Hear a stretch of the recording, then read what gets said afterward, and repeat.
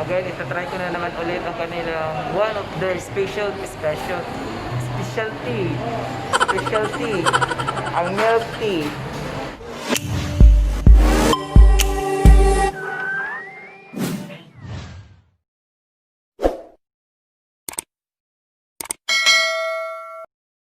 So what's up mga kaigan, it's me again, Bisayang Lagan, and welcome to my channel. So today, kinakadari sa Gmall, kaya nangita lagi ko tempered glass sa ako ang cellphone. So nakaigasgas ako ang cellphone pero wala ko'y makita nga tempered glass para sa Nova 5T. Pero nag-recommend sa ko diri sa Rackspace, and all units of cellphones is available sila mga kaigan. So sa mga nangita og tempered glass, dili siya usual nga tempered glass, kaya ang ilang tempered glass kay dito hydrogel film. It's made by hydrogel film. So it's more easy and hassle-free siya mga kaigan. Then dili siya made na dayon, kundi buhat sila pa mismo ang magbuhat. Kaya sa mga nangita og tempered glass, hassle-free, visit na sa Workspace located sa second floor diri sa Gaisano Mall of Davao. So that's it. Bye-bye.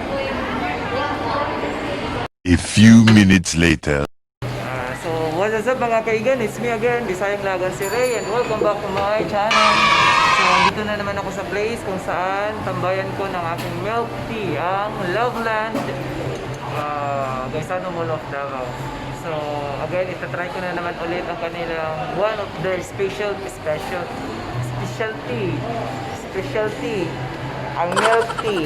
Sa mga paborito ko kasi dito yung Black Onyx, pero wala na silang available kasi ang Black Onyx nila naka-serve siya 130. So 25 cups a day lang po and sold out na.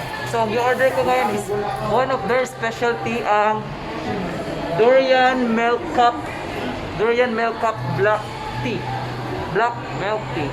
So ita-try natin kung masarap din.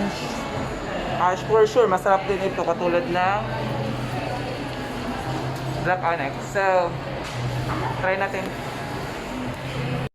So what is up mga kaigan, it's me again, Bisayang Lagan si Ray. So ngayon, okay na po ang ating order na Durian Milk Cup with milk tea. So ngayon, bibigyan na naman ulit tayo ng instruction or direction ni Ma'am Norba? Ni Ma'am Nor kung paano siya inumin. So, check it out. Bale, ito siya sir, bago po siya gamitan ng straw. Okay. Bale, actually po, itap niyo lang po muna siya dito sa gilid. Okay. Tapos 1 inch to 2 inch po. Okay. Tapos, isip niyo po siya sir. Then pwede niyo po gamitin pa siya after sipping. Gamitin with the straw. Then yung kutsara sir, pwede dito siya i-open lahat. Okay. Para makain niyo po yung yung durian with cream cheese. Okay. Yun lang. Okay. So, i-try natin ulit ito. So, after ng Black Onyx, Tiramisu, Snowy o Boba, ito na naman tayo. Ito na naman ang ating bagong titikman, ang Durian Milk Up with Milk Tea. So, tara, zip na. Bye-bye!